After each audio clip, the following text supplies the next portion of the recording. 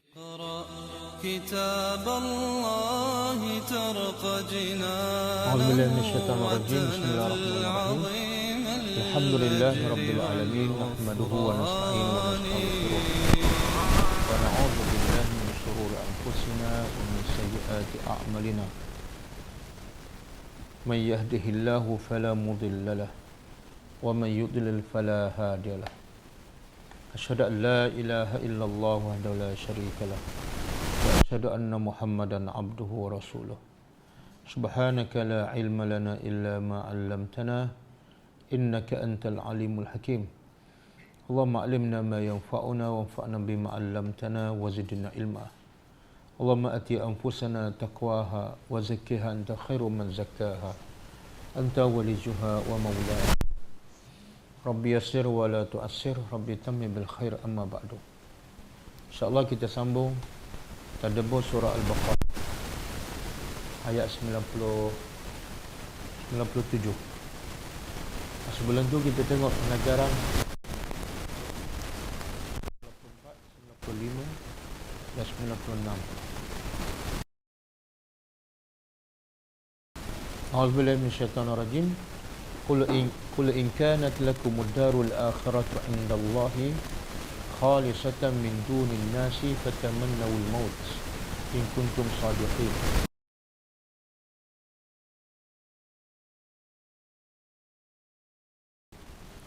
Pengajaran ini dirangkum sekali ketiga-tiga ayat ni. Ayat 95, walan yatamannawhu abadan bima qaddamat aydihim wallahu alimun bizzalimin. Minta maaf, ada gangguan teknikal. Okey, kita sambung. Daripada tiga ayat ini, pengajarannya ialah pertama,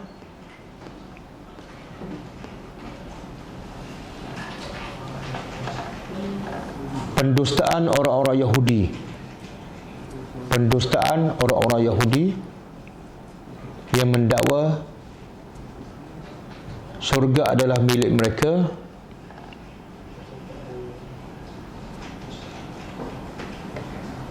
dan kalau mereka masuk neraka pun hanya beberapa hari sahaja.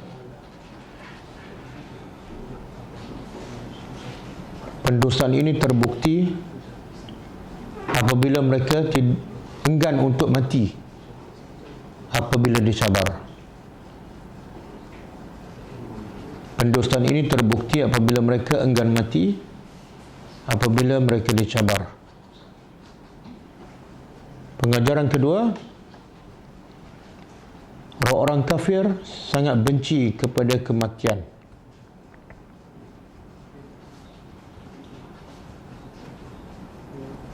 Orang-orang kafir sangat benci kepada kematian. Dan sebaliknya, orang beriman cinta kepada kematian.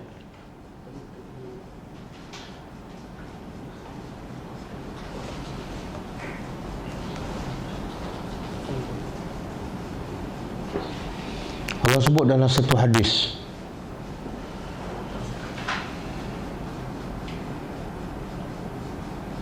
man ahabba liqa Allahi ahabba Allahu liqa'ahu wa man kariha liqa Allahi kariha Allahu liqa'ahu. Siapa yang suka untuk berjumpa Allah, iaitu suka untuk mati, ahabba Allahu liqa'ahu, maka Allah cinta untuk berjumpa dengannya.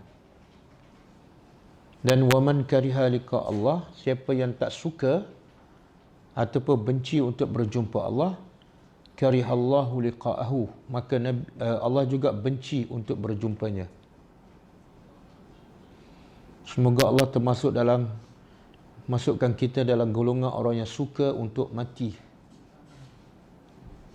Kerana mati itu adalah, kenapa kena suka untuk mati? Dia satu masa Bilal bin Rabah, ketika dia nazak, keluarganya menangis sebab akan berpisah dengan Bilal, dan Bilal adalah tonggak kepada keluarga. Maka Bilal bertanya, kenapa kamu menangis? Besok aku akan berjumpa kekasih dan akan berjumpa Muhammad. Jadi sepatutnya kamu gembira. Jadi orang beriman kena suka untuk mati sebab mati adalah satu proses untuk jumpa Allah. Satu proses untuk jumpa Allah. Ada tak orang tak suka jumpa Allah? Kalau kekasih pun kita suka jumpa, maka Allah sepatutnya kita lebih suka untuk berjumpa. Okey, yang ketiga,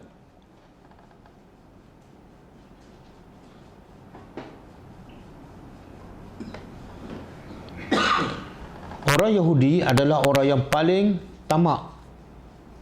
Orang Yahudi adalah orang yang paling tamak untuk hidup lama di dunia.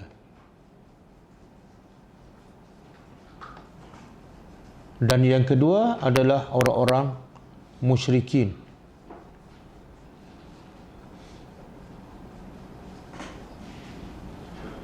Yang ketiga adalah orang-orang Melayu. Itu jangan tulis.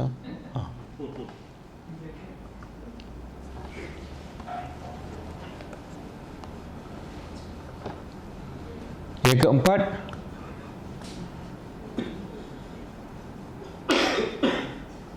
sesiapa yang tamak untuk hidup lama di dunia, maka mereka menyerupai Yahudi. Sesiapa yang tamak untuk hidup lama di dunia, mereka menyerupai Yahudi.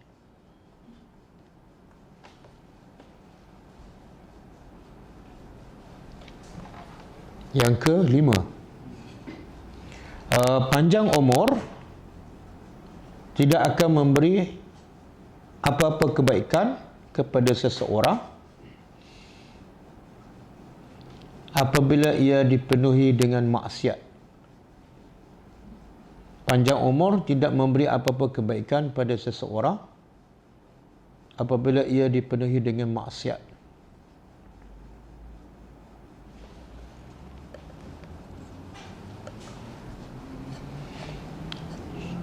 Sebab itu sabda Nabi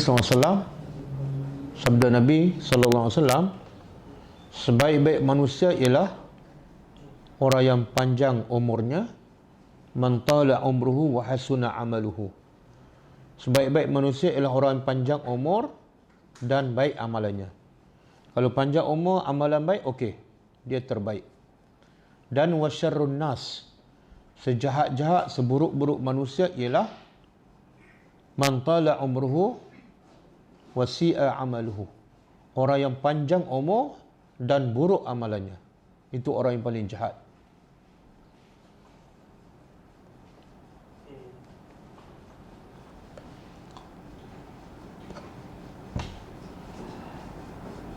Yang keenam,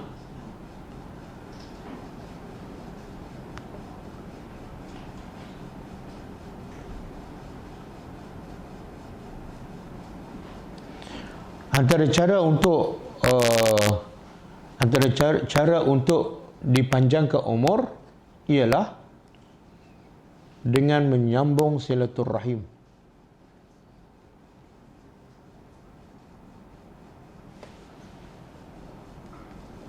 Dan umur yang paling panjang dan paling baik ialah apabila mendapat Lailatul Qadar.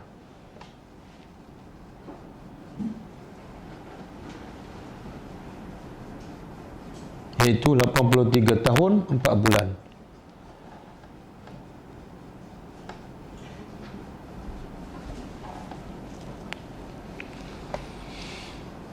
Okey. Habis Kita sambung ayat 97. 97 ayat hari ini Allah nak bongkarkan lagi satu lagi penyakit orang-orang Yahudi ataupun Bani Israel. A'udzubillahi minasyaitonirrajim. Qul, katakanlah wahai Muhammad. Allah perintah pada Nabi supaya berkata kepada siapa? Bani Israel. Ini cerita Bani Israel. Man kana, man, siapa yang adalah, aduan adalah musuh, aduun.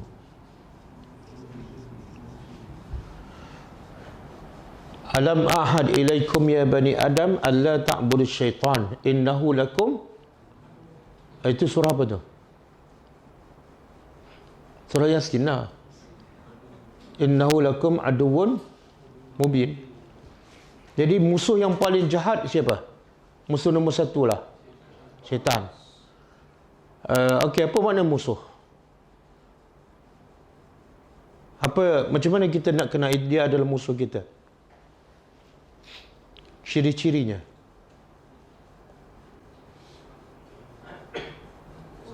Bahaya ni tak kenal musuh. Apa dia? Macam mana?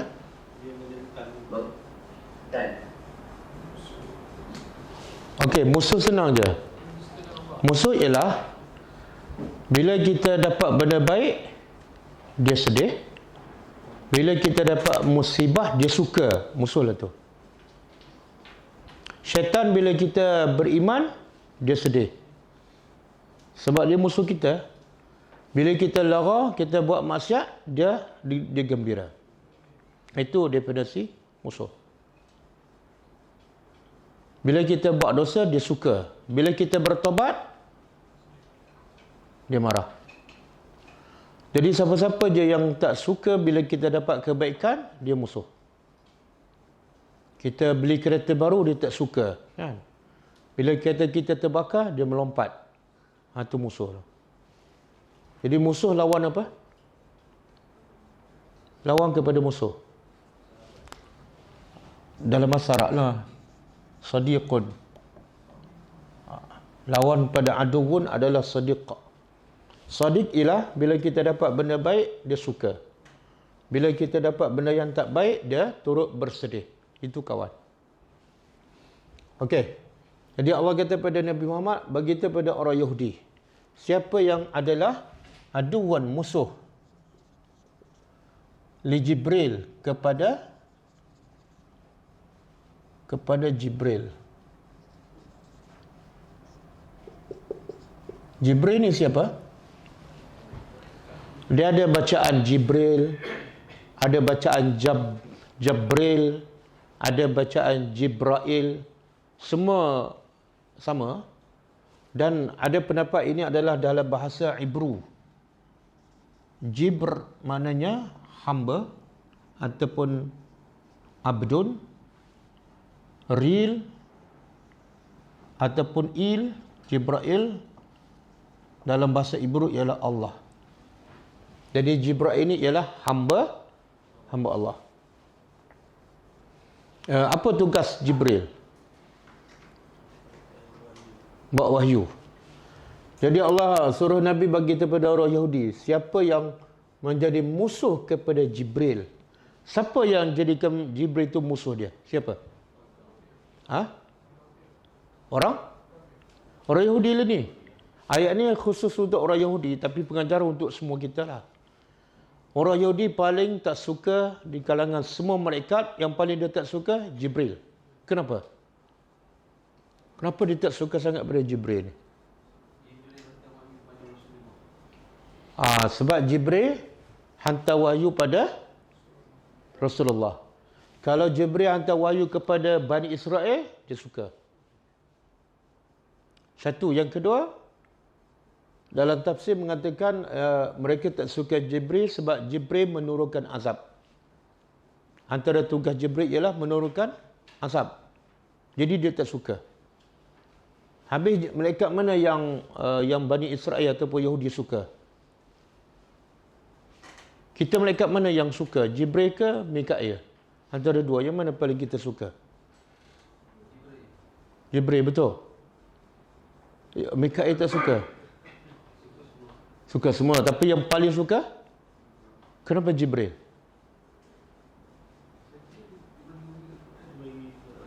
Tapi dia tak bagi makanan. Yang bagi makanan ialah Mikail. Mikail yang turunkan hujan, tumbuh-tumbuhan. Yalah, tapi makanan tak ada. Lapar ni. Boleh jawab tak malam ni? Mana lebih kita suka? Jibril ke Mikail? Jibril ya? Mana kalau saya bagi Quran dengan bagi duit, yang mana lebih suka?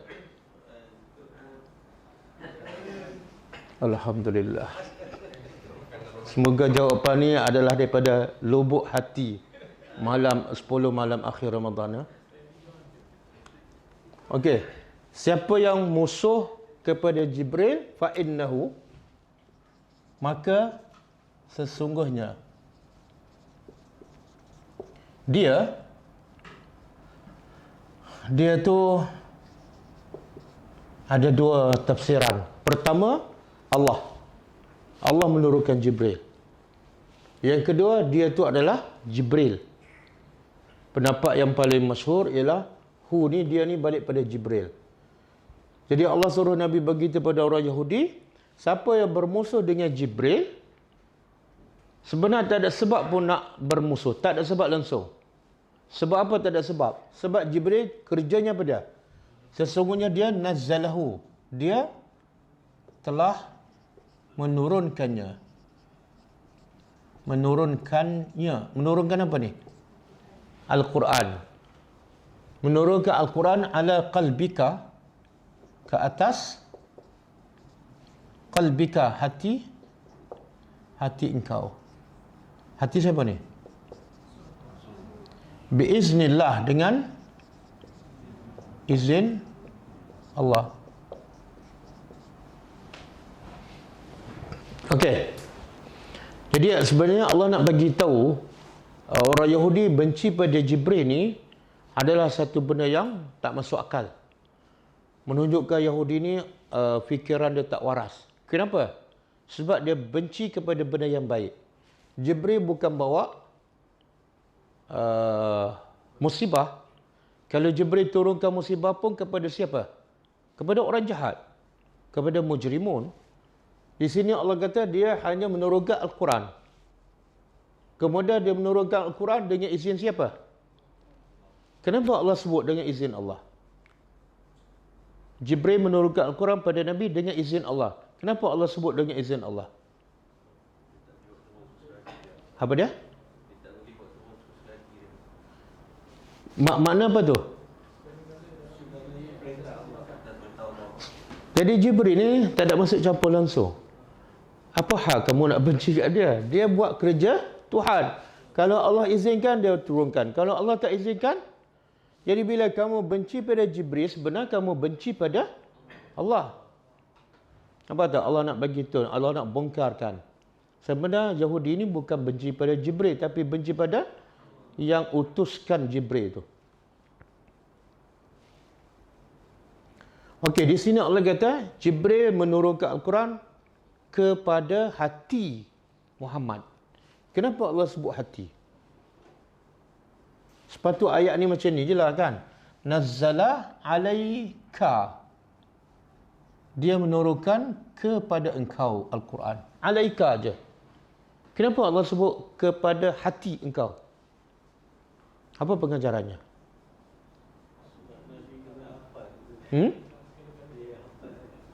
Dia hafal?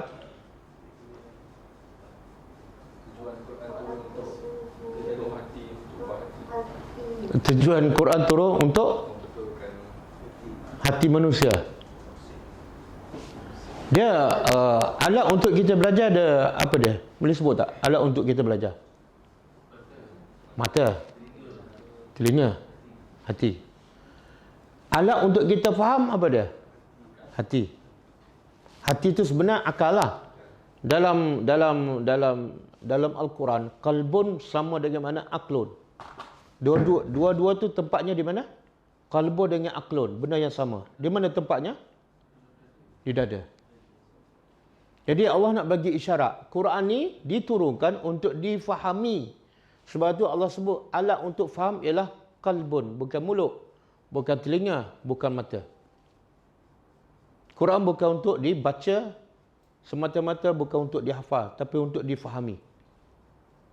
Sebab itulah kalau siapa yang tak faham Quran, makna apa tu? Hati dia ada masalah.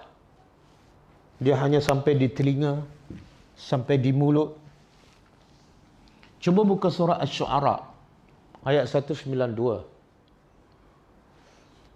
192, 193 dan 194. Innahu tanzilu Rabbil Alamin. Nazala bihi Ar-Ruhul Amin.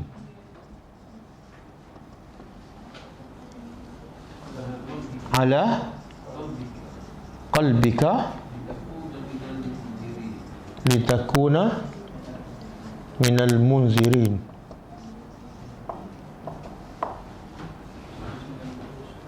Satu 92. Cuba terjemah. Innahu, sesungguhnya ia, Al-Quran itu adalah tanzil, diturun oleh Rabb. Quran itu bukan diturun oleh Muhammad, bukan oleh Jibril, tapi bermula daripada Tuhannya adalah Rabbul Alamin. Jadi Quran itu hebat sebab diturunkan oleh Tuhan yang hebat. Kemudian, siapa pula yang bawa Quran ni? Nazala bihi Ar-Ruhul Amin. Postman-nya juga adalah orang yang hebat. Siapa? Ruh. Allah namakan dia Ruh. Kenapa Allah namakan Jibril Ruh? Apa makna Ruh? Dia badan kita boleh hidup sebab ada Ruh. Bila roh keluar, berpisah, matilah badan. Maka Jibril ni dia bawa, kalau Mikael, dia bawa rezeki untuk hidupkan fizikal badan kita. Maka Jibril tugas dia lagi besar, iaitu bawa Quran untuk hidupkan hati. Boleh faham? Jadi kalau nyawa untuk fizikal, kalau Al-Quran roh untuk hati. Sebab tu Jibril dinamakan roh. Kemudian kehebatan Jibril juga ialah Allah sifatnya adalah sebagai apa makna Al-Amin? Apa makna Al-Amin? Yang amanah lah. Apa yang Allah nak bagi tahu ni? Jibril ni dia sangat-sangat amanah. Apa yang Allah perintah, itu yang dia buat. Amanah ni maksudnya pertama, dia akan turunkan ayat Quran sebagaimana Allah suruh, tanpa tokok tambah, tanpa simpan, tanpa tinggal. Yang kedua, dia akan bagi Quran ni tepat pada waktu sebagaimana Allah perintah. Kalau Allah kata sampaikan Quran pada Muhammad pukul 5 petang, pukul 5 petang lah sampai. Tak mungkin terlewat ataupun awal. Yang ketiga, amanah Jibril ialah dia bagi amanah kepada orang yang diamanahkan. Dia tak mungkin tersilap. Sebab Yahudi mendakwa Jibril tersilap kan. Ada satu lagi agama yang mendakwa Jibril juga tersilap bagi wahyu. Agama apa tu? Syiah. Sebenarnya Syiah dengan Yahudi ni adik-beradik je. Cuma dia berlakon, bergaduh. Kan? Syiah adalah Yahudi, Yahudi adalah Syiah. Dua-dua ni benci kepada Jibril. Dua-dua menuduh Jibril silap bagi wahyu. Okey. Kemudian Allah kata apa? Quran diturun oleh Tuhan yang hebat, dan yang bawa Quran adalah Jibril yang hebat. Kemudian turun pula sampai kepada manusia yang hebat. Tapi sampai ke mana? Ala qalbika. Pada hati. Di sini Allah nak bagi isyarat, Quran mesti difaham. Sebab tu Allah kata qalb. Qalb adalah alat untuk faham, bukan alat untuk baca, bukan alat untuk hafal. Kemudian setelah kamu faham, akhirnya apa patut kamu buat setelah faham Al-Quran? Litakuna minal supaya akhirnya kamu menjadi orang yang bagi peringatan. Mungkin tak dia nak menjadi munzir kalau dia tak faham Quran? Tak mungkin, mustahil. Jadi proses nak jadi munzir mesti Quran difahami dan alatnya ialah qalbun. Okey. Kita sambung. Ala qalbika biiznillah, dengan izin Allah. Ya, kemudian ini Allah nak sebut bukti-bukti bahawa Jibril tak sepatut dimusuhi. Bahkan sepatut Jibril bila dia bawa benda baik, sepatut kita buat apa dengan Jibril? Suka sayang. Apa dia? Dalil pertama, dia menurunkan Al-Quran. Yang kedua, dia menurunkan Al-Quran bukan memandai-mandai tapi dengan izin Allah. Yang ketiga, musaddiqan. Quran tu hanya membenarkan. Membenarkan lima baina, bagi apa yang baina yadaihi, di apa dah? Baina yadaihi makna yang bersamanya lah. Yang bersamanya. Apa dia tu? Taurat. Sebab ingat tak ayat sebelum ni? Tak tahu. Ingat tak ayat sebelum ni? Allah kata apa? Wa iza qila lahum aminu bima anzalallah. Bila dikata pada orang Yahudi, berimanlah dengan apa yang Allah turun, iaitu Al-Quran. Dia jawab apa? Kami beriman dengan Taurat. Maka di sini Allah sebut sekali lagi, Quran membenarkan kitab Taurat yang kamu dakwa kamu beriman. Jadi tak ada percanggahan. Sepatut beriman dengan Taurat membawa kamu beriman pada Al-Quran. Jadi tak ada sebab kamu nak bermusuh dengan Jibril. Kemudian ini yang ketiga, sebab ketiga. Sebab keempat, Quran adalah hudan dan petunjuk. Quran hanya nak tunjuk orang supaya kenal Tuhan, beribadat pada Allah. Patut tak kita sesat? Orang bagi GPS, kemudian kita maki orang bagi itu. Kenapa bagi? Bila kita maki dia, makna apa tu? Kita ada masalah. Biar aku sesat seorang-seorang. Jadi Quran adalah petunjuk. Kemudian wabushra. Ini yang kelima.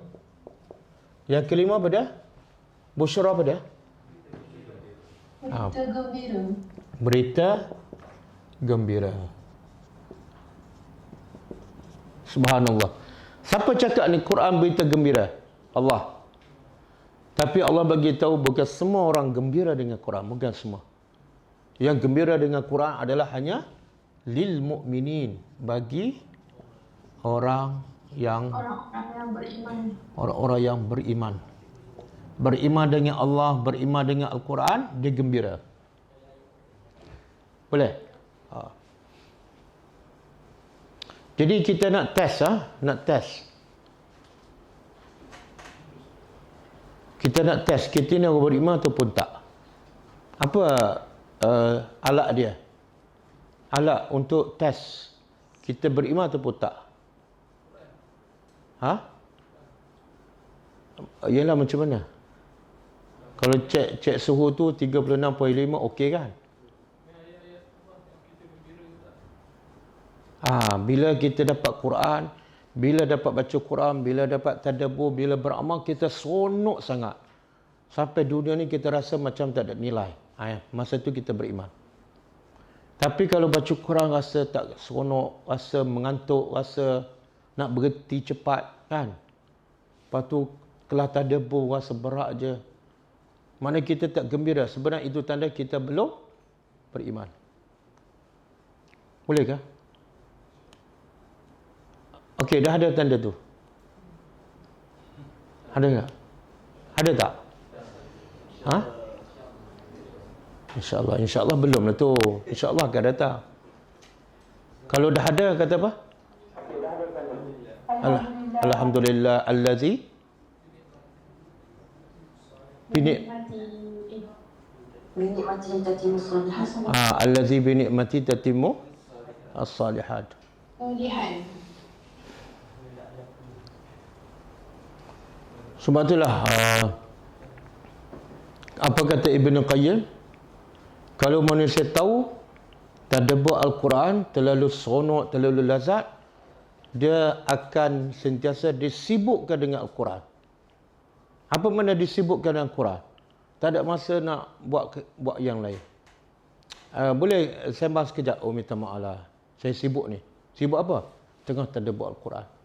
Besok telefon lagi. Boleh tak kita makan kedai mamak sekejap? Oh, minta maaf lah, sibuk. Sibuk apa ni? Tadabbur Al-Quran. Maknanya dia sentiasa disibukkan dengan Quran. Kenapa? Sebab Quran berita gembira. Quran adalah hidayat.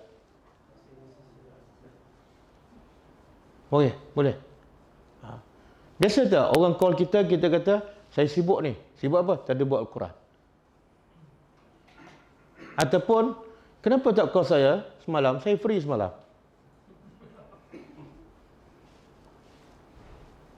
Sebab itulah kalau kita dengarkan para sahabat, salafus salih, dia boleh khatam sekali sehari kan. Makna apa tu? Hari tu dengan Quran je lah. Sekali sehari. Okey, man kana, kemudian Allah beritahu. Man kana, siapa yang adalah aduan, musuh, lillah, bagi Allah, wa malaikatihi, dan para malaikatnya. Para malaikatnya. Wa rusulihi, dan para rasulnya. Wa Jibril, dan Jibril. Wa Mikail, dan Mikail. Fa inna Allah, maka sesungguhnya Allah adalah aduun, musuh lil kafirin, bagi orang-orang kafir.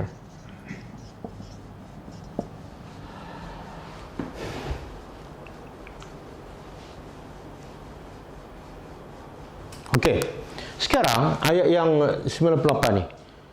Cerita 97, cerita Yahudi bermusuh dengan Jibril. Tapi ayat 98 Allah cerita macam tak ada kaitan pula. Apa dia? Siapa yang bermusuh dengan Allah? Ayat atas ni Yahudi bermusuh dengan Jibril. Tiba-tiba Allah kata, siapa yang bermusuh dengan Allah dan bermusuh dengan para malaikatnya dan bermusuh dengan para rasulnya, dan Allah sebut pula Jibril dan Mikail. Sebenarnya Jibril dan Mikail dah masuk tak malaikat ni? Dah masuk kan? Kenapa sebut lagi?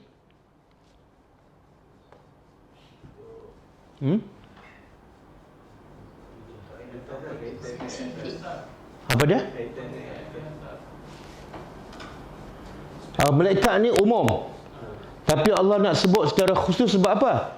Sebab mereka ni dalam banyak-banyak malaikat yang mereka benci lah, kononnya Jibril, maka Allah sebut secara khusus sekali lagi, iaitu yang mereka benci. Okey, Jibril yang mereka benci, Mikail pula kenapa sebut?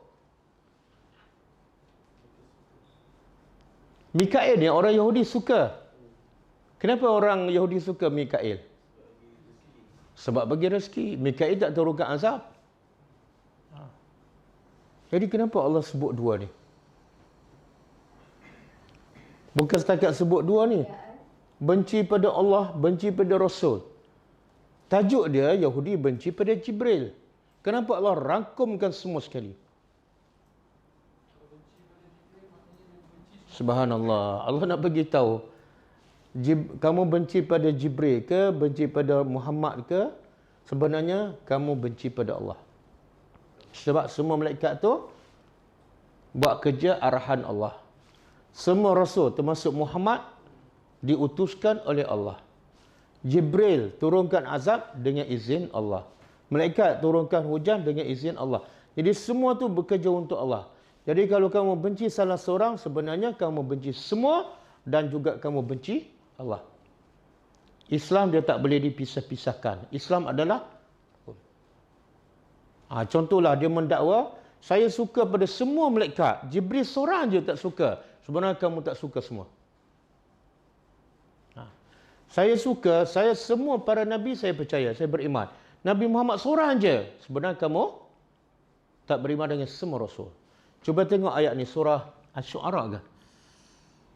Kazzabat qaum Nuh al-mursalin.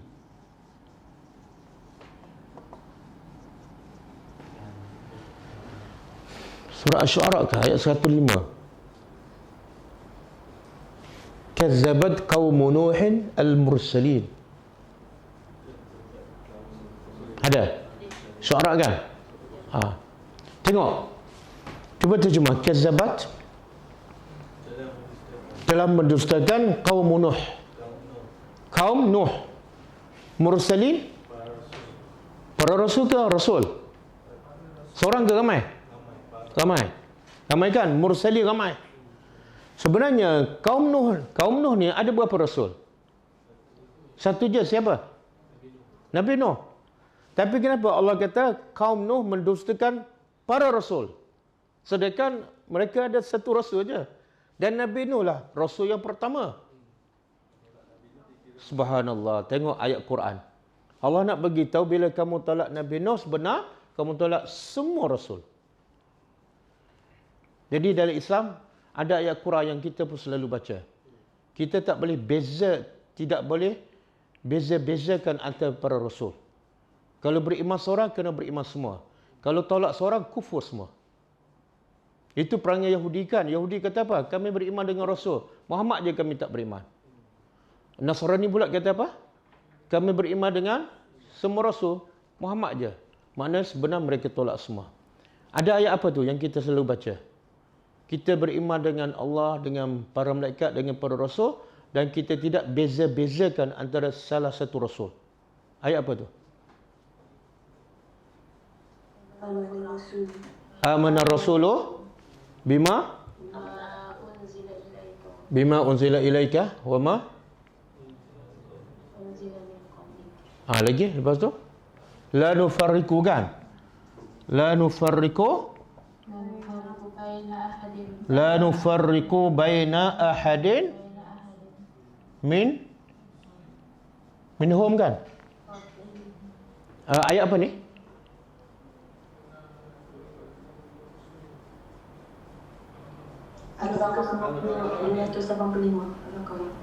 Dua ayat terakhir surah Baqarah lah kan. Bila disunatkan baca ni? Sebelum tidur siang ke sebelum tidur malam? Ustaz saya baca semua. Nak tidur siang pun saya baca, nak tidur malam pun saya baca. Apa maksud ni?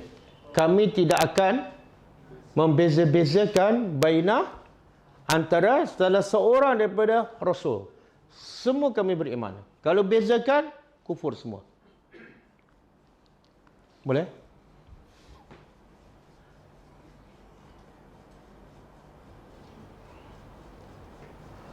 Okey, di sini Allah sebut dua sahaja. Kenapa dua? Jibril, Mikail. Dalam banyak-banyak malaikat, Allah sebut dua. Satu dia suka, satu dia mana Allah nak bagi tahu apa ni? Kamu suka cinta Mikail macam mana sekalipun, kamu tetap kafir bila kamu tak suka Jibril. Boleh? Dan ada dalam doa iftitah, bila Nabi bangun malam, Nabi baca doa ni ketika nak solat malam. Yang permulaan dia apa dah? Rabba Jibril wa Mikail. Kemudian satu lagi wa Israfil. Tiga malaikat. Allah Nabi sebut dalam doanya ketika solat malam. Tiga nama malaikat ni. Kenapa Nabi sebut tiga? Malaikat banyak lagi kan? Muka Nakir, Malik, Ridwan. Kenapa tiga ni? Sebab dalam banyak-banyak malaikat ni, tiga yang main peranan sangat penting untuk kita. Dan dalam tiga-tiga yang paling penting Jibril. Jibril ni apa peranan dia? Bawa wahyu. Ini yang paling penting. Tanpa wahyu, manusia lebih kurang binatang. Bahkan lebih teruk pada binatang. Tanpa wahyu. Yang Mikail pula untuk kehidupan fizikal kita. Kalau tak ada Mikail, kita boleh mati. Jadi Quran dah ada, tapi fizikal kita mati. Tak ada makna. Okey. Israfil pula apa pentingnya?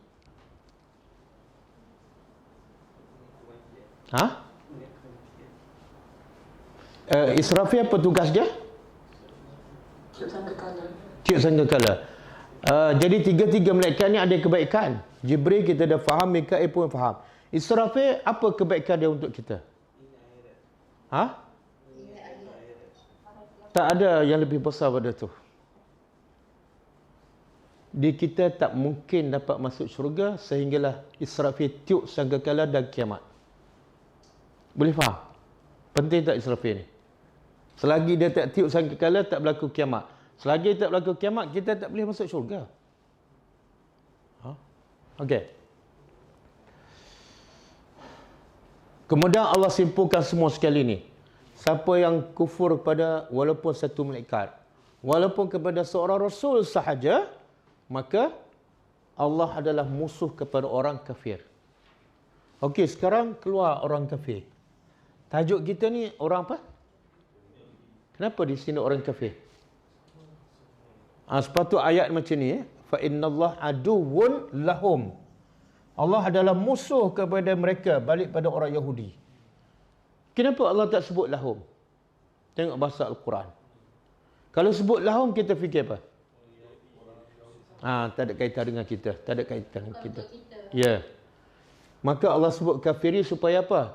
Supaya kita berhati-hati, benda ni boleh berlaku pada semua orang, walaupun bukan Yahudi. Siapa benci malaikat aja, habis. Macam malaikat maut, kita suka tak? Siapa suka malaikat maut? Ha? Kena cakap suka tu macam terpaksa suka. Dia kena suka. Sebab kalau tak suka je, Allah akan jadi musuh dia. Kena suka. Okey. Satu, Allah nak bagi tahu hukum ni untuk semua, bukan Yahudi saja. Jadi salah orang kata ayat ni berkaitan dengan Yahudi, tak ada kaitan. Tak. Kalau untuk Yahudi, Allah guna perkataan lahum. Satu. Yang kedua, Allah nak bagi tahu hukum. Hukum apa dia? Siapa benci je Rasul, siapa benci satu malaikat je, hukumnya kafir. Tidak ada hukum kedua. Saya tak sukalah malaikat maut ni. Saya tengah seronok nak hidup, dia nak datang. Kafir.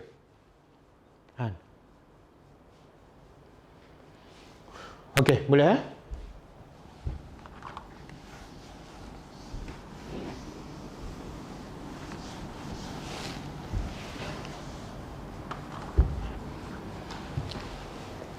Saya tak tahulah cerita ni sahih ke tak, tapi sebagai pengajaran lah.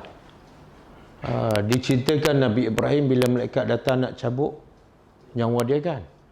Malaikat maut datang nak cabut nyawa dia. Dia pun macam persoalkan. Ibrahim, apa yang Allah bagi gelaran pada dia? Apa gelaran kepada Ibrahim? Khalil. Apa makna Khalil? Khalil kekasih. Dia lebih tinggi pada Habib. Dia dua orang Nabi yang Allah bagi gelaran Khalil. Pertama Nabi Muhammad, yang kedua Nabi Ibrahim. Sebab itulah kalau kita kata Nabi Muhammad Habibullah salah. Dan kita merendahkan kedudukan Nabi Muhammad. Habib lebih rendah daripada Khalil. Khalil ni makna daripada khullah, celah-celah. Makna cinta Allah dan meresak sampai masuk ke celah-celah. Itu makna Khalil. Jadi Nabi Muhammad Khalilullah, bukan Habibullah. Bila Habibullah, kita merendahkan kedudukan Nabi Muhammad. Okey. Jadi diceritakan bila malaikat maut nak cabut nyawa Nabi Ibrahim tanya, mana mungkin kekasih nak cabut nyawa kekasih? Logik kan? Aku ni kekasih Allah, mana mungkin kekasih nak cabut nyawa kekasih? Bila kemudian malaikat maut report pada Tuhan. Apa yang Ibrahim cakap. Allah pun beritahu pada malaikat maut, beritahu pada Ibrahim. Mana mungkin kekasih tak nak jumpa kekasih? Faham tak? Mati adalah proses nak jumpa kekasih. Sebab tu kita kena suka. Okey. Boleh Boleh bersedia untuk mati ni sebelum raya? Sebelum raya, boleh? Mana boleh Ustaz, baju raya ada tempah ni. Okey. Dan demi Allah, demi Allah, sesungguhnya anzalna, kami telah turunkan.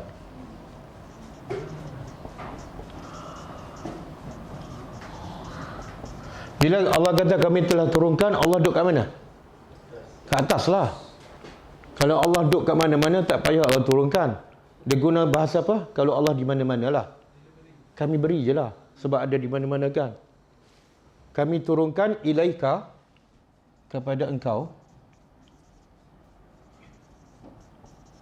ayat-ayat yang bayyinat, yang jelas. Apa dia ni ayat yang jelas? Dua. Bila sebut ayat ada dua. Apa dia?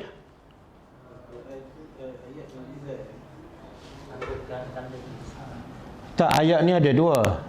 Ayatullah ada dua. Satu kauniyah. Yang kedua syar'iyah. Ayat kauniyah ialah ciptaan Allah.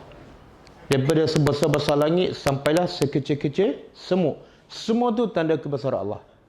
Dan jelas tak? Jelas.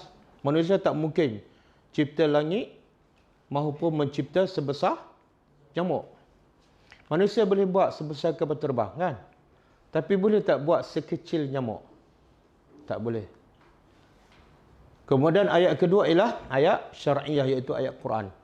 Dan kenapa dua-dua ni dia panggil ayat? Ayat itu sebenarnya makna tanda kebesaran. Kenapa dua-dua dinamakan tanda? Sebab tengok je ciptaan Allah cukup jelas sebagai bukti ada pencipta. Tak mungkin tercipta dengan sendiri. Begitu juga ayat Quran. Bila kita faham ayat Quran cukup jelas dia bukan daripada manusia. Tak mungkin manusia dapat buat ayat macam ni. Tak mungkin. Dia manusia ni kalau buat ayat, kita boleh tak baca ayat dia sampai bertahun-tahun tanpa jemu? Boleh tak? Tak boleh. Kita baca novel ke buku apa kan, sekali dua kali, okey kan? Lepas tu, sampailah. Paling-paling lama apa dia? Cerita apa yang paling lama kita tengok? Ramli. Kan? Yang hitam putih. Sampai hari ni orang tengok kan? Tapi satu masa dia akan... Jadi ayat Al-Quran kalau baca beribu kali, berpuluh-puluh tahun, dia tak akan jemu. Sebab apa? Sebab dia ayat tanda kebesaran Allah. Okey, kami turun pada engkau tanda-tanda kebesaran yang jelas. Kemudian, wama yakfuru. Dan tidak ada yang ingkar. Tidak ada yang ingkar dengannya.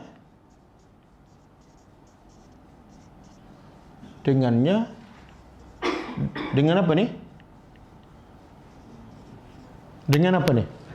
Ayat Allah. Tengok bahasa Al-Quran. Tidak ada yang ingkar dengan ayat kecuali orang yang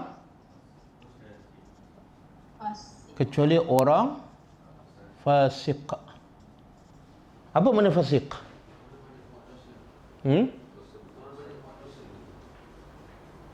Dia fasik ni ada dua. Al-fisqu ada dua. Satu akbar. Fasik akbar. Yang kedua asghar. Fasik akbar ialah yang terkeluar daripada Islam, memang jadi kafir lah. Contoh dalam surah Jadah ayat 19-20. Wa ammal ladzina fasaqu fama'wahum humun nar. Wa ammal ladzina fasaqu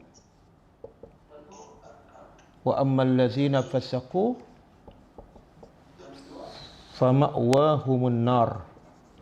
Ayat 20. Tengok. Dan adapun orang-orang yang fasik, maka ma'wahum. Apa makna ma'wahum? Tempat kembali mereka adalah, makna mereka masuk neraka dan kekal. Makna apa ni? Fasik ni fasik akbar. Kufur dan keluar pada Islam. Kekal dalam neraka. Contoh, dia tak percaya pada Jibril, dia tak percaya pada ayat Quran, kafir. Fasik yang kecil ialah dia masih dalam Islam. Dia buat dosa kecil ataupun buat dosa besar. Contoh, Allah kata, ya ayyuhallazina amanu in ja'akum fasiqun binaba'in fatabayyanu. Wahai orang beriman, bila datang kepada kamu orang fasik. Fasik mana ni? Yang buat dosa, pembohong, penipu, tapi dia masih Islam. Okey. Jadi di sini fasik apa ni? Fasik besar ke fasik yang kecil? Besar. Tidak ada yang ingkar ayat Allah melainkan dia adalah fasik, iaitu keluar daripada Islam. Okey. Maka sebab itulah wajib kita baca, tadabbur, faham dan taat supaya kita tak termasuk dalam orang yang fasik. Ustaz, saya tak tahu Quran. Tapi kamu faham tak? Tak faham. Jadi macam mana kamu terima Quran dalam keadaan kamu tak faham? Syarat nak terima mesti faham. Dan syarat nak tolak pun kena faham. Orang kafir, dia faham Al-Quran. Tapi dia kata apa? Sami'na wa asayna. Orang beriman, dia faham. Tapi kata orang beriman pada sami'na wa ata'na. Dua-dua kena faham. Nak tolak pun kena faham. Nak terima pun kena faham. Okey, cukup lah. Ada soalan daripada Zoom?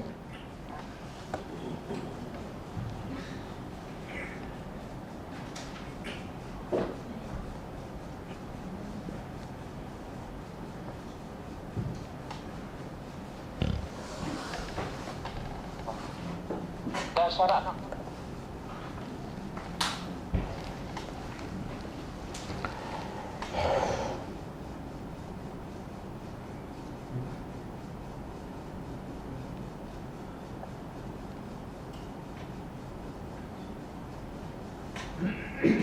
Assalamualaikum warahmatullahi Waalaikumsalam warahmatullahi.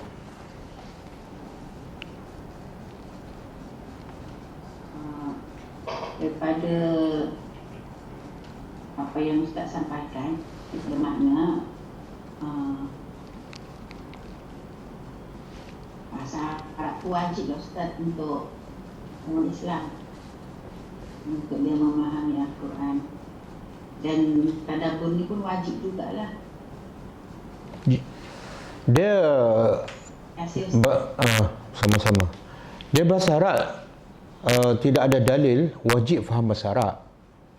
Cuma yang ada dalil ialah wajib faham Al-Quran. Apa dalilnya? Wajib faham Al-Quran. Itu surah Muhammad ayat 24. Allah kata, afala yatadabbaruna Al-Quran am ala qulubin akfaluha. Kenapa mereka tidak mentadabbur Al-Quran? Ataupun hati mereka terkunci. Ulama kata ayat ni Allah nak mencela orang yang tak faham Quran. Dengan perkataan hati orang tu terkunci. Bila Allah cela, benda tu salah. Bila salah, menunjukkan tadabbur adalah wajib. Kalau tak faham, tak tadabbur, okey, Allah tak akan cela. Okey. Jadi tadabbur Al-Quran hukumnya wajib. Dalilnya surah Muhammad tadi ayat 24 kan. Tapi wajib bahasa Arab tak ada dalil.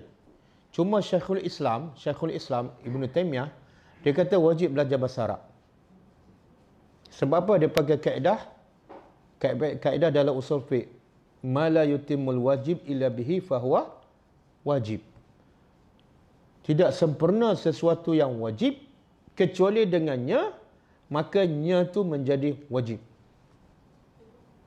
Contoh, wudu wajib ke sunat? Wudu wajib ke sunat? Sunat. Ada wudu tak sekarang? Ada tak? Kalau tak ada, berdosa sebab kata wajib. Tak, wudu tak wajib. Wudu tak wajib. Okey. Solat wajib ke tak? Solat wajib. Tapi solat sempurna tak kalau tanpa dengan wudu? Tak. Maka ketika itu wudu menjadi wajib sebab nak menyempurnakan benda yang wajib. Tapi dalam keadaan biasa wudu tak wajib. Okey. Sama juga. Faham Al-Quran, faham Islam wajib tak? Dan nak faham Islam, kena faham Al-Quran. Kena faham Al-Quran. Mungkin tak kita faham Al-Quran tanpa kita faham bahasa Arab. Maka ketika itu, kata Syekhul Islam, faham bahasa Arab adalah wajib sebab dia menjadi penyebab untuk kita faham Quran dan faham agama. Okey. Tapi kalau kita tak belajar bahasa Arab, kita belajar tadabbur dengan orang yang faham bahasa Arab, cukup. Cukup. Bahkan ada ramai yang belajar bahasa Arab tapi tak faham juga Quran, tak sampai pada tujuan. Dia belajar bahasa Arab bertahun-tahun sampai boleh bercakap lebih pada orang Arab. Tapi bila baca Quran tak faham juga. Okey, ada seorang dalam Facebook tadi, dia kata Quran diturunkan beransur-ansur 23 tahun, kan? Tapi Allah sebut dalam surah Al-Qadr, kami turunkan Al-Quran pada malam Al-Qadar. Macam mana pula? Yang tu beransur-ansur, yang ni turun pada malam Al-Qadar. Okey, ada dua pendapat. Pendapat pertama, Quran turunnya ada dua peringkat. Peringkat pertama daripada Lauh Mahfuz ke langit dunia. Yang tu turun sekaligus. Pada malam Al-Qadar. Turun daripada Lauh Mahfuz ke langit dunia sekaligus 30 juzuk malam Al-Qadar. Kemudian daripada langit dunia turun pada Nabi Muhammad secara beransur-ansur selama 23 tahun. Itu kata Ibnu Abbas. Tapi kata Syekh Shalih Utsaimin, hadis tu dhaif. Hadis tu dhaif. Yang kata Quran turun dua peringkat itu adalah dhaif. Habis yang mana betul? Yang Allah cakap lah. Allah kata kami turunkan Al-Quran pada malam Al-Qadar. Adakah turun sekaligus 30 juzuk? Tak. Turun pada malam Al-Qadar permulaannya. Lepas tu turun pula secara beransur-ansur. Boleh faham? Boleh faham? Jadi turun pada malam Al-Qadar tu, kalau ikut pendapat kedua, ialah turun permulaannya, bukan turun sekaligus 30 juzuk.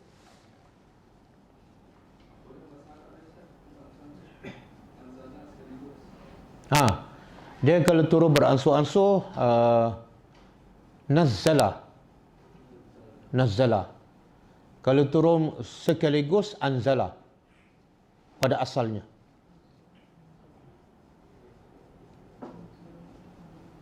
Kalau orang bisa rokok fasik dan orang fasik tak layak jadi wali nikah anak.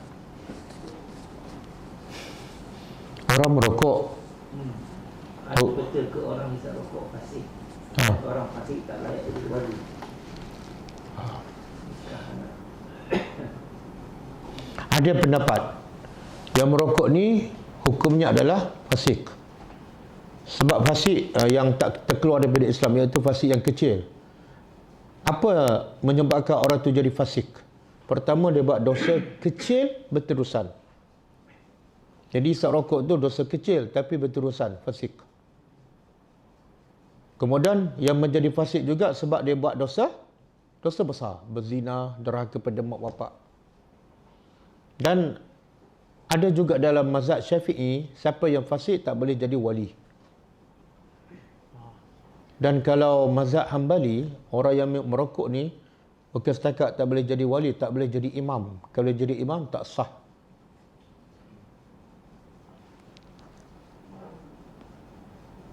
Semoga Allah bagi kekuatan pada kita di 10 akhir Ramadan untuk berhenti merokok. Dia macam Allah cakap, Allah tegur apa? Bani Israel sembah berhala kan? Patung anak lembu. Allah kata apa? Macam mereka wa ushribu fi qulubihimul ijla. Mereka ni macam minum cinta kepada berhala tu macam satu minuman. Bila mereka minum, mereka rasa menjerak satu badan. Tak boleh nak tinggal, ketagih. Jadi yang merokok ni lebih kurang macam itulah. Saya pun faham siapa yang merokok memang susah nak tinggal. Tapi sebenarnya kalau dia nak, jadi mudah. Kalau dia betul-betul nak, jadi mudah. Tapi kalau dia nak tak nak 50-50 memang susah. Adakah malam Al-Qadar bertukar-tukar setiap tahun? Ya, pernah ada, itu pendapat ulama, bertukar. Ada hadis mengatakan malam 21, ada kata malam 23, ada kata malam 27. Itu menunjukkan malam Al-Qadar bertukar-tukar. Jadi sebenarnya tak jadi isu ni. Malam Aqdah, malam keberapa, bertukar ataupun tak, sebenarnya bagi orang beriman tak jadi isu langsung. Bahkan orang beriman bersyukur bila Allah tak tetapkan malam Aqdah. Bersyukur bagi orang beriman. Kenapa? Peluang untuk aku beribadat 10 malam. Kalau Allah bagi tu malam 27 je, aku akan fokus satu malam. Rugilah. Jadi tak banyak ibadat aku dibanding dengan 10 malam. Kan? Jadi fokus beribadat. Siapa yang beribadat 10 malam mesti dapat Lailatul Qadar, mesti. Kalau dia beriman, kalau dia bertaubat, mesti dapat. Walaupun dia tak sedar. Orang yang sedar dia dapat Lailatul Qadar ni macam tak dapat lah. Dia perasan kan. Saya rasa dah ini kali ketiga saya dapat Lailatul Qadar. Biasa tak dapat lah tu kalau perasan.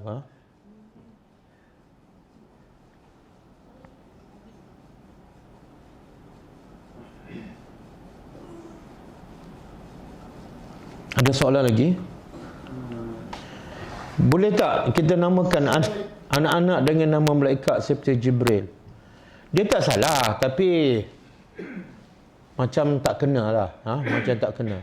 Jibril ni satu makhluk Allah yang mulia, yang tak berdosa kan. Lepas tu anak kita pula jenis lepak, main game. Nama apa? Jibril. Jadi tak selari lah.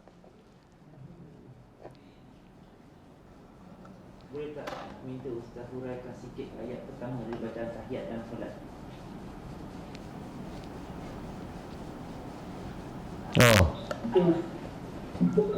Panjang tu nak urai tu.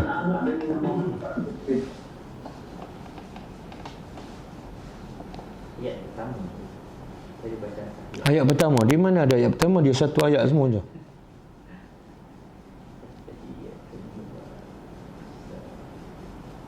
At-tahiyyatu.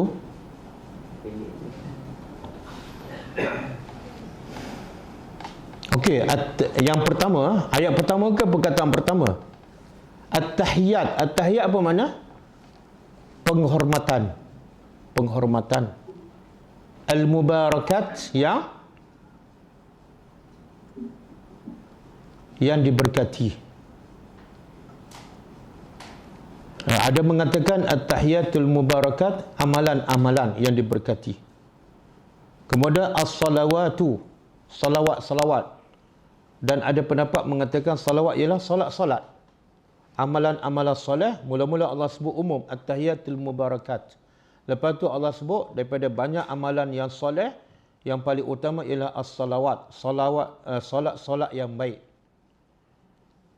Semua tu adalah lillah, untuk Allah. Penghormatan, keberkatan, solat, amalan soleh, semua tu adalah kita lakukan untuk Allah. Okey, itu ayat pertama kan.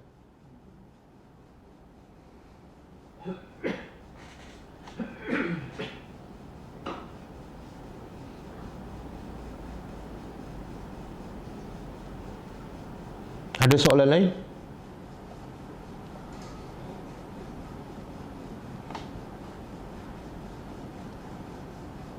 Assalamualaikum Ustaz. Waalaikumsalam warahmatullahi.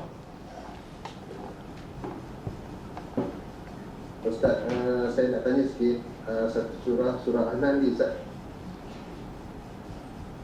Ayat berapa? Ayat 67. Okey. Dia cerita terjemahan dia Ustaz, dan dari buah kurma dan anggur kamu membuat minuman yang memabukkan dan rezeki yang baik. Macam mana tu Ustaz? Memabukkan, lepas tu rezeki yang baik pula. Sekejap.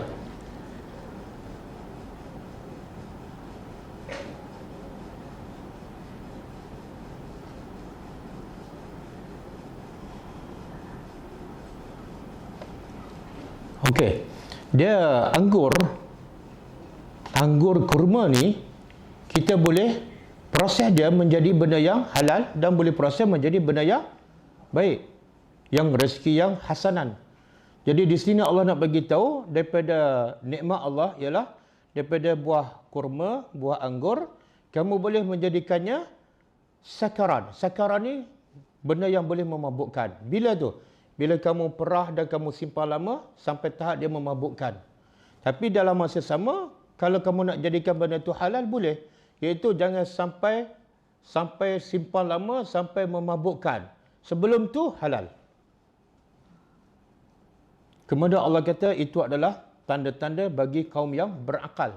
Jadi Allah nak beritahu, rezeki yang Allah bagi ni, kamu nak jadikan dia haram pun boleh, nak jadikan dia pun halal pun boleh. Semua terserah kepada kamu. Wallahu a'lam. Ustaz, ada yang bertanya Ustaz. Ya. Dalam Zoom ada dua lagi yang orang bertanya, yang mungkin Ustaz boleh jelaskan. Mana, dalam Facebook ke? Zoom? Saya tak boleh baca daripada Zoom ni. Apa maksudnya Rasulullah itu Al-Quran bergerak? Apa maksudnya? Apa Quran bergerak? Rasulullah itu Al-Quran bergerak. Dia itu kata-kata ulama, bukan ayat Quran. Bila dia tanya kepada Aisyah, macam mana akhlak Nabi? Aisyah berkata akhlak Nabi adalah Al-Quran. Jadi bila akhlak Nabi adalah Al-Quran, Quran adalah akhlak Nabi dan Nabi adalah Al-Quran. Dan Nabi bergerak ke mana-mana, pergi ke masjid, bekerja, berkahwin, berperang. Jadi Nabi itu akhlaknya adalah Al-Quran. Maknanya seolah Quran bagi Nabi adalah Quran yang bergerak. Bahkan ulama kata, bukan Nabi saja, sahabat-sahabat yang faham Al-Quran, bila mereka faham, mereka amalkan. Bila mereka amalkan, orang baca Quran nampak, dia ni sebiji sama dengan Quran. Duduk kat mana? Kat pasar. Lepas tu pergi pula tengok tempat berperang, tengok akhlak ada, sama dengan Quran. Tapi diterjemahkan dalam bentuk akhlak. Maka orang kata, zaman Rasulullah, kalau nak tengok Al-Quran, tengoklah di pasar, tengoklah di jalan raya, tengoklah di atas unta. Sebab mereka betul-betul praktiskan ajaran Al-Quran. Itu maksud Quran bergerak. Berbanding dengan zaman kita. Zaman kita bukan Al-Quran bergerak. Al-Quran tersimpan di rak-rak. Ujung dia sama. Assalamualaikum Ustaz. Assalamualaikum. Kalau kita tengok ayat 109 tadi yang Ustaz tadabburkan tadi tu, bila kita ingkar ayat Allah, kita akan kan buat Islam fasik akbar. Jadi pada saya macam ni tadabbur, subjek tadabbur Quran ni agak baru jugalah di kalangan masyarakat kita. Jadi bagi macam yang belum direzekikan untuk belajar memahami Al-Quran ni, ada macam ni tak ke macam terlalu hukuman tu terlalu macam besar tu kan, hukuman maksudnya ialah fasik akbar tu kan terlalu besar bagi yang bukan secara, sebab benda tu bukannya di kalangan masyarakat kita tadabbur Quran ni bukan satu benda yang biasa lah. Dia agak baru jugalah, sebab saya sendiri pun baru juga kan dalam belajar tadabbur ni. Jadi apa pandangan Ustaz? Okey, maksud ayat 99 ialah tidak ada yang engkar Al-Quran melainkan orang yang fasik. Fasik mana? Fasik akbar. Tapi apa makna engkar? Dia faham Quran tapi dia tolak. Tapi dalam konteks masyarakat kita, secara umum dia tak tolak Al-Quran, cuma dia tak faham je. Mana dia kata saya tolak ayat ni. Nak tolak macam mana? Dia faham pun tak. Jadi masyarakat kita tak faham Quran bukan bermakna tolak. Maka tak jatuhlah hukum fasik akbar. Itu satu. Yang kedua, subjek tadabbur Al-Quran ni memang subjek tadabbur dah lama. Dia bermula zaman Nabi lagi. Sebab itulah para sahabat bila turun Al-Quran, mereka terus mentadabburnya sebab mereka cukup faham. Quran diturunkan untuk diamalkan. Jadi kena faham. Tapi bila sampai pada kita, lain cara dia. Quran diturunkan untuk baca. Quran diturunkan untuk pahala, untuk khatam, untuk betul tajwid. Jadi untuk diamalkan tak sampai mesej itu pada kita. Maka sebab itulah dulu-dulu kan mak bapak kita, atuk-atuk kita, dia tak faham Al-Quran, dia baca je. Semoga Allah maafkan. Sebab la yukallifullahu nafsan illa wus'aha. Allah tak akan bebankan apa yang manusia tak mampu. Masa tu mana ada guru tadabbur? Jadi macam mana dia nak faham Quran kalau tak ada guru tadabbur? Maka mereka dimaafkan, tak ada masalah. Tapi kita sekarang ada tak guru tadabbur? Ada. Boleh tak kita belajar tadabbur Al-Quran di mana-mana bila-bila masa? Boleh. Tiba-tiba tak faham juga, kita berdosa. Dalam keadaan kita ada kemampuan tapi kita tak buat. Wallahu a'lam. Ustaz, jazakallah khairan Ustaz. Wa anti fa jazakillahu khairan. Assalamualaikum Ustaz. Waalaikumsalam warahmatullahi. Ada seorang sahabat saya, dia bercadang untuk mengambil kos falsafah dan ilmu kalam Ya. di Universiti Al-Azhar. Dan apa kesannya Ustaz?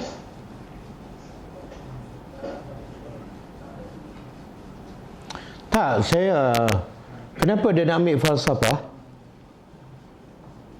Yang akan betul-betul menjadikannya orang yang beriman, menjadikannya orang bertakwa, orang paling mulia, ialah bila dia beriman dengan Quran. Satu. Yang kedua, bila beriman dengan Quran, Allah kata pada dalam surah Al-Isra ayat 12 kan? Ayat 9. Inna hadzal Quran yahdi lillati hiya aqwam. Allah kata sesungguhnya Quran ini yahdi, menunjuk kepada yang aqwam. Apa makna aqwam?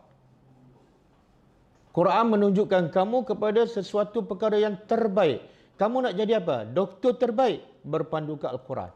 Nak jadi pemimpin terbaik, mesti berpandu ke Al-Quran. Nak jadi engineer terbaik, berpandu ke Al-Quran. Selagi kamu tak berpandu pada Al-Quran, kamu tak mungkin jadi terbaik walaupun kamu belajar falsafah. Jadi kenapa kita nak tinggal yang terbaik kemudian ambil yang kurang baik? Kita tak berapa cerdik lah. Jadi nasihat saya, jangan ambil falsafah selagi mana kita tak faham Quran. Dan bila kita faham Quran, sebenarnya yang lain semua tak perlu. Nabi dan para sahabat, orang-orang Mekah kan, musyrikin Mekah asalnya penyembah berhala, orang gembala kambing, paling teruk sekali. Tapi akhirnya menjadi kuntum khaira ummatin, umat terbaik yang menguasai hampir 2/3 dunia. Dengan apa? Dengan ilmu falsafah ke dengan Al-Quran? Dengan Al-Quran. Jadi kenapa kita dah terbukti Nabi dan para sahabat boleh memimpin dunia dengan cara yang terbaik dan tidak akan berulang, hanya berpandu ke Al-Quran, tiba-tiba kita nak ambil yang lain daripada Al-Quran. Mana kita macam mundur ke belakang. Wallahu a'lam. Dan benarkah Imam Ahmad mencela orang yang belajar falsafah? Saya tak pastilah Imam Ahmad mencela, tapi sebenarnya falsafah ni memang patut dicela lah, sebab dia banyak menggunakan logik akal, kan? Apa-apa yang menggunakan logik akal memang dia akan menyimpang. Dia tak akan jumpa kebenaran. Saya tak pasti Imam Ahmad mencela ataupun tak. Wallahu a'lam. Apa hukum kalau lupa dalam solat? Contoh lupa rakaat 4 jadi 3, 3 jadi 4. Walaupun ulang tu masih lupa. Sah tak sah? Dia kalau lupa, kalau salat zuhur kan, dia lupa waswas. 4 ke 3, maka kaedah dia kena tambah 1. Kalau tambah 1, waswas lagi, bagi salam je lah. Bagi salam je lah. Itu syaitan lah tu. Dia kalau waswas 3 ke 4, dia tambah 1, kemudian sujud sawi. Dia sama juga tawaf kan. Kalau kita tawaf 6 ke 7, kaedah dia kena tambah 1. Bila tu kena tambah? Bila tawaf tu belum selesai. Tapi kita dah selesai, dah balik hotel, 6 ke 7, ambil bantal tidur.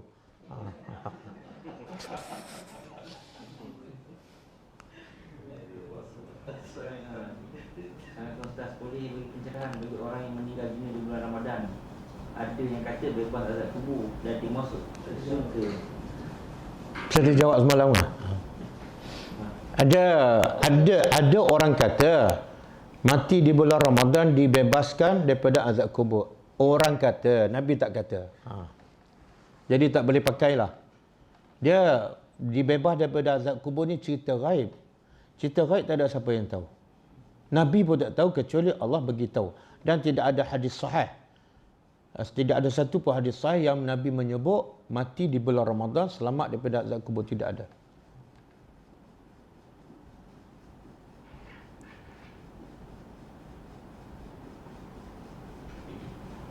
Okey, dah. Okey, kita tutup dengan membaca tasbih kafarah. Subhanakallahumma wa bihamdika asyhadu an la ilaha illa anta astaghfiruka wa atubu ilaik. Assalamualaikum warahmatullahi wabarakatuh. اقرأ كتاب الله ترق جنانه وتنل عظيم الأجر والغفران